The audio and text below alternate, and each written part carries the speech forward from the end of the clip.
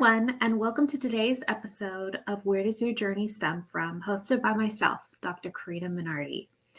Today, we have the extreme good fortune to be joined by a seasoned researcher, and I'm just so ecstatic for this episode, Dr. Marilú Pérez García. So first, let's welcome to the stage Dr. Perez Garcia.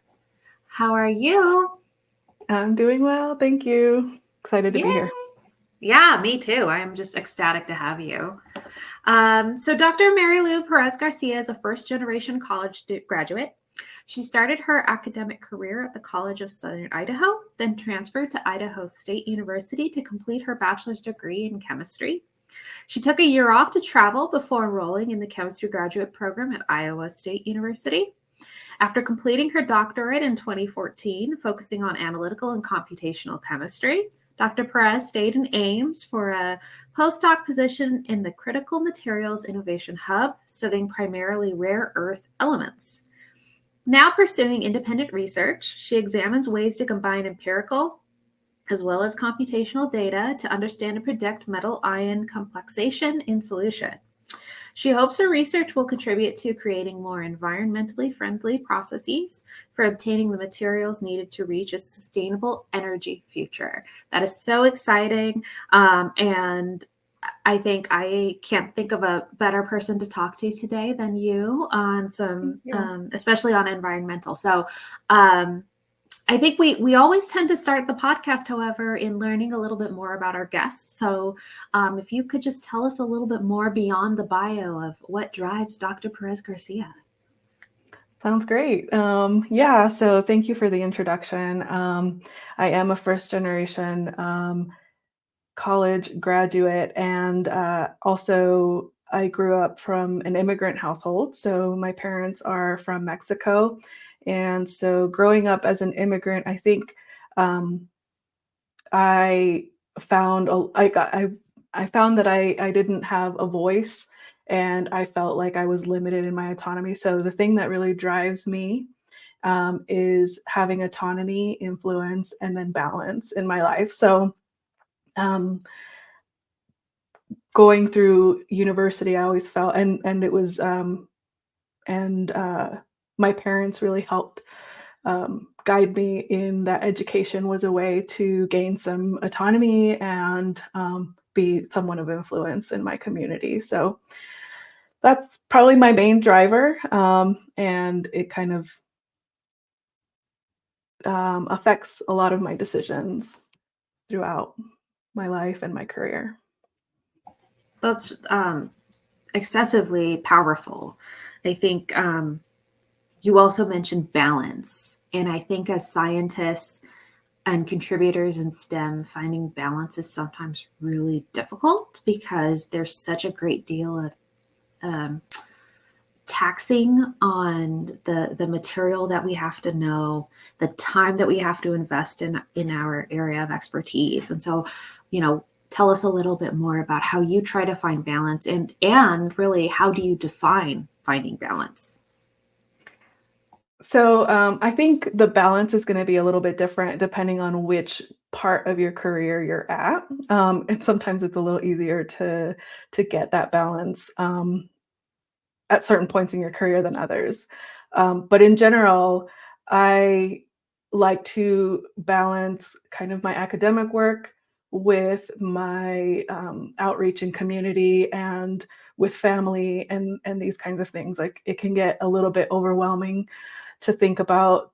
For me, it was to realize how much I don't know and how much I will never know, because I'm kind of one of the people who went into science because I wanted to understand the world more. I wanted to know more and more about the details of how things work and why things work. And so coming to that realization that, I'm never going to know everything because there's just so much.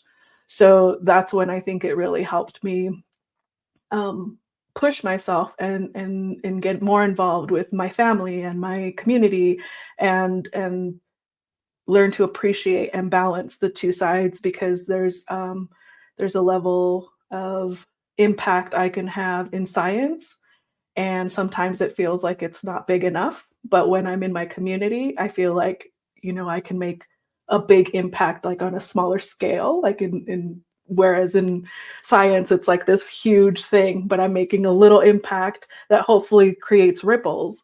But that's how I think of balance and that's what I was referring to. No, I love that. You know, to juxtapose, I think your definition with, I guess, kind of my own is that when I think of balance, I think of, again, it's where I am in my career versus beforehand. And also the amount of time that I've spent reflecting on what drives me as a person and what I enjoy doing, and what creates balance in me. And I love staying busy. I love reading. I mean, I entered science fairly with the same sort of just like understanding the world, but also with the fact that I loved reading and just learning. And there's sort of a selfish way of saying that. But I know that that's what I love that creates balance within me. So again, it's very customizable. It's very unique depending on the person, but I really, I like how you talked about academic outreach and family. I think that's apropos. So tell us a little bit about, I think, your roots. So obviously the title of, you know, the podcast is Where Does Your Journey Stem From? And not everyone has a very linear route. I think many people have not circuitous routes, but sort of branching logics and decision trees. 100%. So tell us a little bit about yours. Yeah, so I did not have any idea. Like I knew, or I was, you know, told that I should go to college, and I heard that a lot, but I didn't know exactly what I wanted to study. I did know that I liked science from very early on, and I think one of the things that you had put in before we talked here is where was I first exposed to science? And for me, that was in like PBS, like public broadcast television. And because it was one of the only things we had like to watch TV was PBS. So like the shows like Bill Nye the Science Guy, these kinds of things. That's where I saw science and I was like, oh, that looks really fun. You know, it felt like it looked like they were just playing around. And I was like, I want to play like they play. So I always knew I liked science. And I liked math and I like reading. Um, and so it was very natural to go into science, but I still struggled to choose it because when I went to college and right before, I really loved art. I loved drawing and painting and I actually considered going to an art institute instead of going to university. But that was a decision I struggled to make because I wasn't certain. I wasn't certain that I wanted to go into art, and I figured, um, if I went into an art institute, I would be spending a lot of money in a very, very specific field very early on, and I didn't want to kinda limit myself. So I went to the community college, locally, that was influenced also by my parents, not really being okay with me leaving home. So I stayed home, went to community college, which ended up being a fantastic thing for me because, you know, I had very specialized and very great education at a very, very low cost. So that ended up being great for me, but I started off not knowing. I was just poking around. I was taking all the classes that were required. I was taking art classes. I was taking math for fun. Um, and and that's when I started to realize that while I loved art, I wanted to have some I think I needed some security and some like ability to finance um my life. You know, I didn't want to struggle financially. And so while I did, I mean it's the education piece is very, very long. I felt like I had a better opportunity to gain like a to get a career that was financially stable.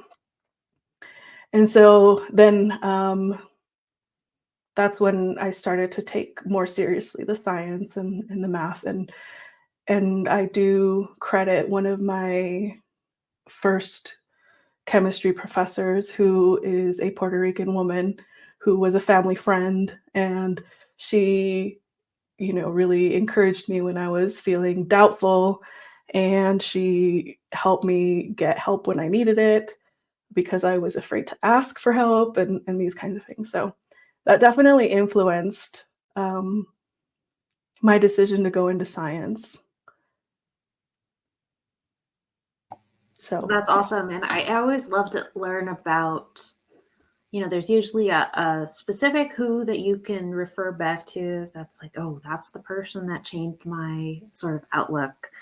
So I love that. But it is fascinating to me because I am horrible at art. I sew, but like when it comes to like pencil drawings and stick figures, my stick figures look ugly. Like it's that sort of but and so when I think of scientists, I never think of artists. But as I have done these podcasts, there are so many people that are merging art with science, not only in their daily lives, but also when they think about, we have an episode coming up about a graduate student at Purdue University, and she talked about creativity and the idea that art is really stemming from, pun intended, creativity, but also that there's an immense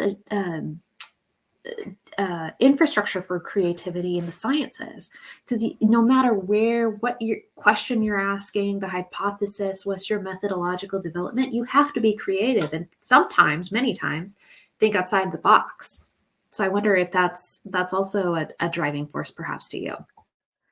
I think it certainly is. For me, the way that I kind of get my creative fix in science is as I'm communicating what I do. I love making good figures. I love thinking about language that I can use that is accessible to the general public when I try, so a lot of analogies. So I like to think about how can I describe this very technical process that I'm doing and make it accessible to anyone. And to me, I think that's one of my strengths coming from an immigrant background and first gen is that if I wanted my parents to appreciate what I was doing, I had to get creative on how I explained it to them. And so I'm constantly thinking about that. I actually I don't live in the where Ames. I don't live in Ames. I live in Idaho. So I work 100% remote. And one of the advantages I have from that is that I'm integrated into a community that doesn't have this giant university in town. And so I get to connect with people who are just like working people, they're just like they're not, I mean, in Ames, I felt like every other person I ran into was a scientist or knew a scientist or had a family member who's a scientist or something. It's a science and technology university. So I felt like a lot of people have access to scientists, but here in my community, I don't, or people don't. So when I do get to interact with people, I'm often the first scientist that they've ever talked to, and so that really pushes me to be creative on how I explain what I do, why it's important. And I think after COVID, I think we realized that how we communicate science and how the process of science works to the general public is so important. Um, and so that all of that just really makes me excited to keep that creativity going. And I put that all under the same umbrella, under the same cloud. I love that the aspect of communicating science. I also think that it is incredibly important. When I reflected back on, if I think about a scientist, I think of Bill Nye, right? And I don't know, I think I can be so bold as to say, okay, he's a Caucasian male and he wears a lab coat. And when I see you, I don't see that. When I look in the mirror at myself, I don't see that. And I think that that's also part of it. It's like not only what are the words you're using, but who is the persona that you are introducing to the public. Because I think when they think of scientists, and I've gave a couple of talks about this, they think about that sort of persona, and it's changing the way the world is thinking about not only the messaging, but also who is delivering the message. And I think that that's absolutely critical. I agree. I agree. And another thing that I keep in mind with that is having humility. I think I do a lot of code switching between when I'm talking to colleagues and when I'm talking in a place where I need to have like you know, have my badge of Dr. Marilú Pérez García, you know, where I need to be the authority versus where when I'm just interacting with people in general, that's not the place to do that. And so knowing kind of how to code switch, which is something I've done my entire life, coming from a Mexican background and having to code switch in different spaces, acting in different ways. Not that I'm different people, but just kind of adjusting my messaging so that it's acceptable or it's understandable in different contexts. And so doing that now as a scientist and code switching between being in a general community where, you know, my background maybe isn't important because that's not what we're discussing, and versus, you know, when it is and when it's appropriate. So that kind of code switching is something that I think is really important. It all comes down to still like being creative, uh, being accessible and being humble, which is not always easy to do when you've spent your entire life going to school and you're like, I know my stuff. But at the same time, I need to, you know, we need to be good about we're all people, we all have different backgrounds, different knowledge, and so yeah, communicating science and how we present ourselves, I think is super important.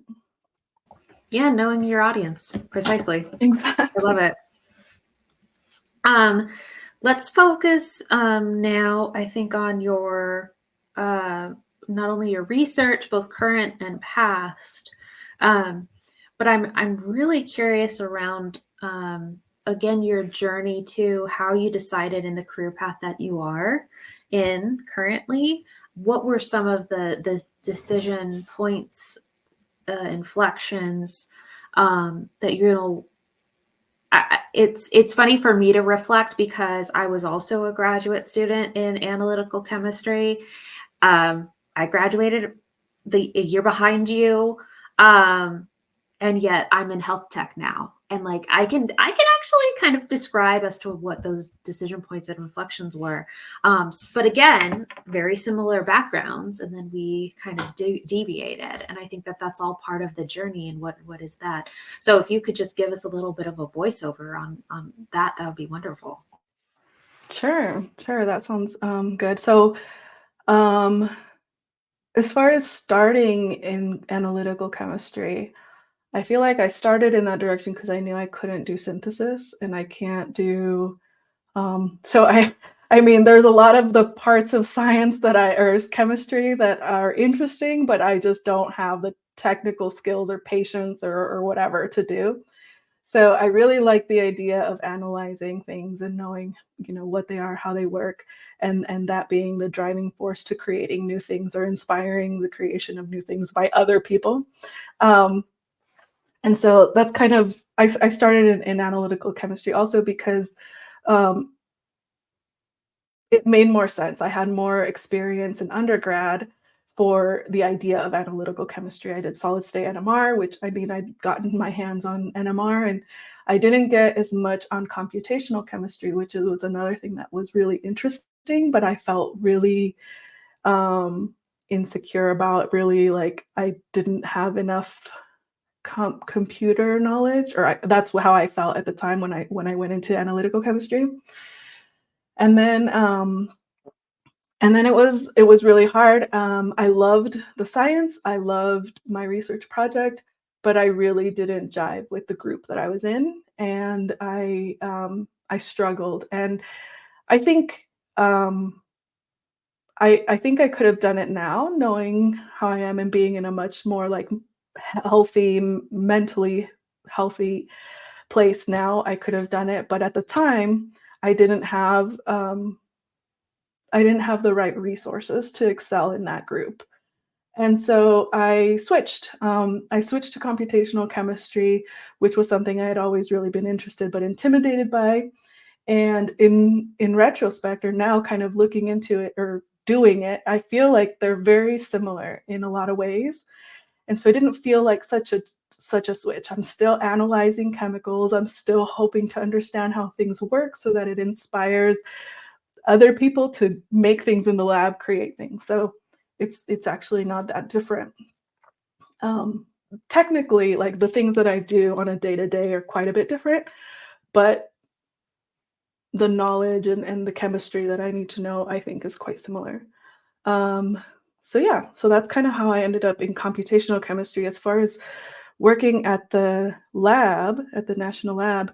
So um, when I graduated, there was a lot of things that not science related, just geographically. I was trying to find places where I could work, and being computational, I can work from anywhere as long as my institution allows it. And I really needed, or I really wanted the support of my family. And so I moved back to Idaho where my family is, and my supervisor is amazing, and she supported me in doing that. And so um, kind of I did have that in the back of my mind when I was going into computational chemistry, the flexibility that I would get. And, autonomy is one of the things that drives me. And so being able to choose where I live and being close to my family is really important. So it worked out that way. If I had to do a different job or shift my career, it would have to be something that was geographically close to my family, so that also impacts a lot of how I make my decisions. And I'm pretty flexible.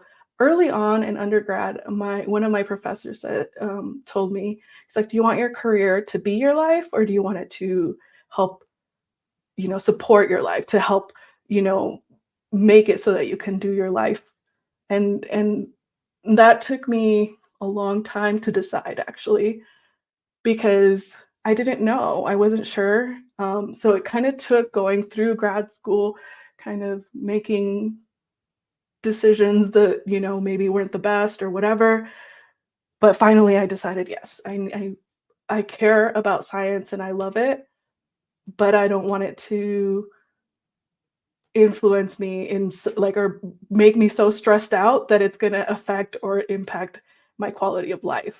Um, and so I really liked that you had that, what is your why? That you kind of that theme, like the why you do things. And I think it's a simple question, but it's incredibly difficult to answer. And I feel like I'm just barely figuring it out now. Like I still, every time I get asked and when it's framed that way, I have to like think about it a lot. And I think I'm getting close. And I think those three things, autonomy, influence, and balance, are probably the closest I've gotten to understanding what motivates me and keeps me going and doing the things that I do. I think that's really powerful, beyond just the obvious statement. But, when I think about why, I also think about there's a time component to it. And my why has changed with time.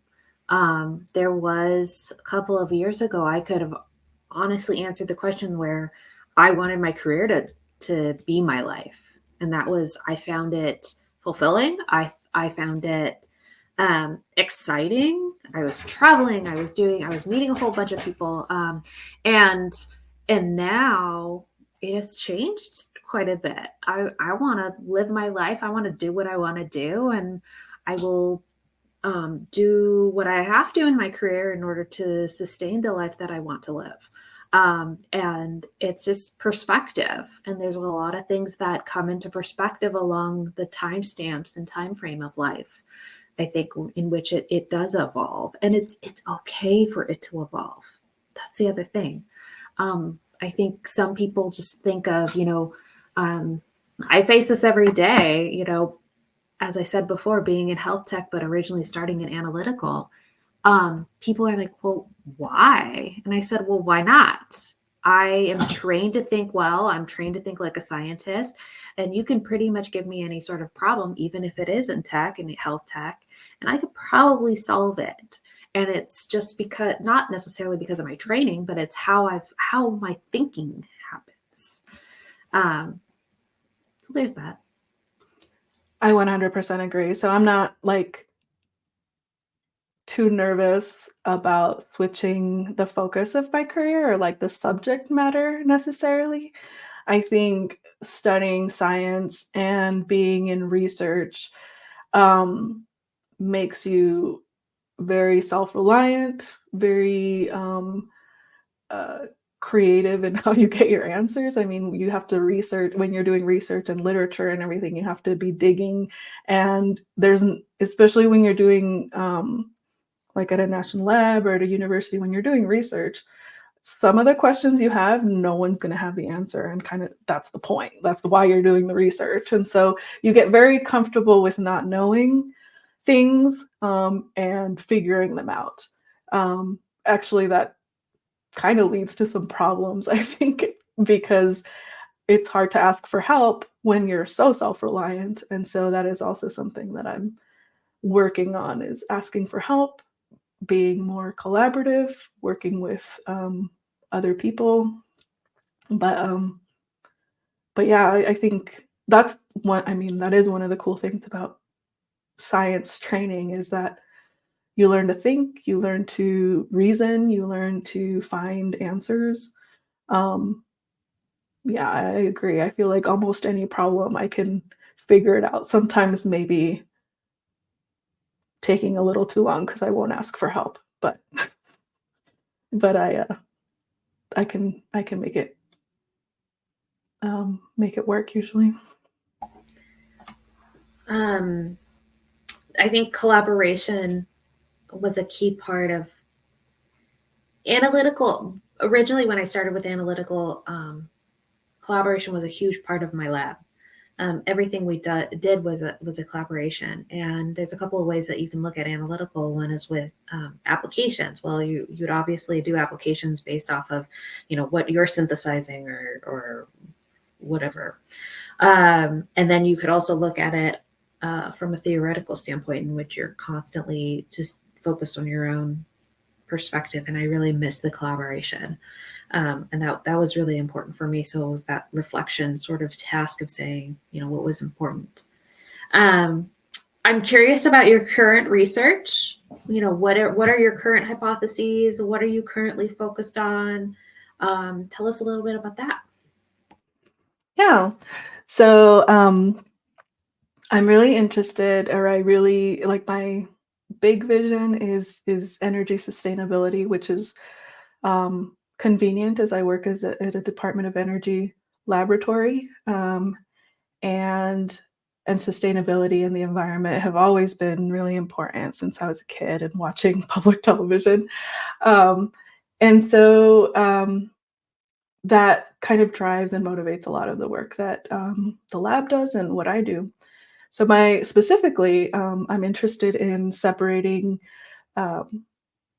materials that will be going into the tech that we use. I mean, they're already going into the tech that we use, but a lot of like electric vehicles or like more efficient electronics and computers and all of that takes materials. And right now,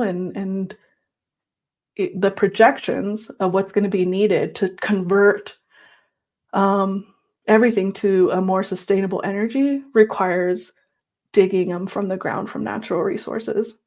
And so how we do that, how we can recycle, all of that is science that needs to be developed or improved. And what I do is on the separation piece. So a lot of the materials that go into components need to be pure, and to purify those is not always straightforward, at least not to do it environmentally friendly ways. And so I do a lot of simulations on how molecules bind to metal ions in solution, how they can be separated from from an aqueous solution into an organic solvent, um, because that's one of the main processes that is used to separate materials. And we also do some machine learning and trying to design new molecules. So based on the information that is published, on how different molecules behave with different, metal ions, we can um, use that information to train machine learning models and then predict how different molecules will bind to metal ions. Um, and so we're doing that. We can augment the data with computational work, which is something, since I'm also trained in computational chemistry, we run simulations on how those things will run, or I mean, how they would work in the real world, and then use that as additional data to train models and also try to predict. So that's kind of where my focus is. That's really, really fascinating. I'd be curious around, what keeps you up at night with your current research? Like, what are you worried about, or maybe not only in your current research, but applicable to your current research? I think the cost of progress. So every um, every new kind of wave of technology requires materials. And so the cost of that, as far as the environmental impact, the people who will be impacted by extracting those materials from nature. So those things really stress me out. And sometimes I think, like, is progress worth it? Like, should we be reducing how much energy? Like, should our main focus be reduce the amount of energy that we use? Um, and I and so that's kind of a practical. Um, I think it's impractical, basically, to reduce, and so I think that I think, to me, stresses me out a lot, and it's I'm always thinking about it all the time. Just how can we advance but not destroy like we've done historically every civilization before us? Like, how can we advance without destroying? Well, there's a bit of science that is almost like culture change too. And so it's, how do you enact culture change? Because usually the applications are tied directly to something that could be a hindrance to culture, or culture could be a hindrance to progress, to your point. And so it's always an interesting question, at least for me, to think about, like, it's so fascinating, some of the work that we're doing, but the amount of change to actually enact the improvement that is being suggested is almost like the activation energy is just so insurmountable.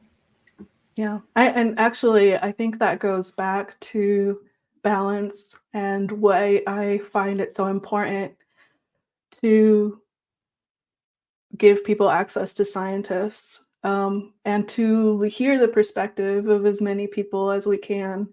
I love being embedded in a community that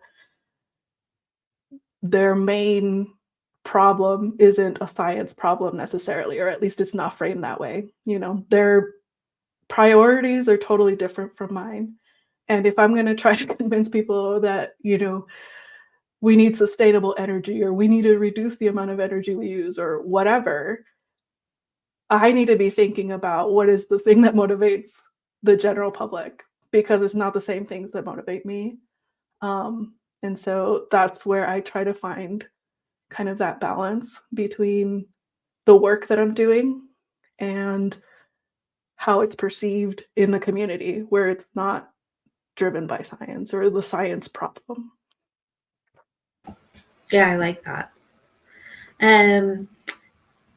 I know we're wrapping up in time, so I want to ask sort of the final question that I always ask folks or guests on the podcast. If you were to think back and reflect back 10, 20 years ago, when you were a student, what would be your words of wisdom to Marilu back in the day, before she started down this path? I'm a very anxious person, so one thing I would say is just chill, relax. It's going to be fine. You don't need to have every, minute step in your life planned out right now. And because that brought a lot of anxiety to me, even though I like too many things, so relax would be the first thing. And then the second is ask for help. And when help is offered, take it, because I had the sense that I was so behind all the time. I always felt like I'm so behind. I don't want to look like I'm behind. And so I would not take help. I would say, no, I'm fine. I'm fine. But I didn't know what I didn't know being a first gen. And so, taking help when it's offered and asking for help, I think, are the two things I would encourage my younger self to do more. I like it. Just chill. I wish there was a chill pill, frankly. Hey, but then again, you can't have analytical chemistry without anal. That's kind of how I also like to think about it. But there's also the point of like accepting help when it's offered, but also accepting the opportunity to connect and network with folks, because you never know who's connected to who. You never know what kind of guidance they will give you, solicited or unsolicited. And the other thing is that it may not help immediately, but like what you were saying about that one professor, about the dichotomy of your career. I think that is, it didn't, at the moment, it didn't resonate, but 5-10 years down the line, you're like, oh yeah, that's what they meant. Those aha moments are everything, I swear.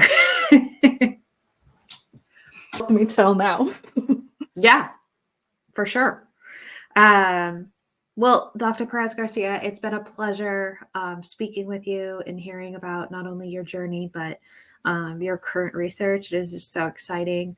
And I'm just thrilled that you got to spend a little bit of time with us. So thank you. And thank you for offering your expertise. Thank you. This has been really fun. And I hope some little piece of it helps someone. Yeah, no, I agree. Well, thank you. And for our listeners, always remember to ask yourself, where does your journey stem from? Bye, everyone. Bye.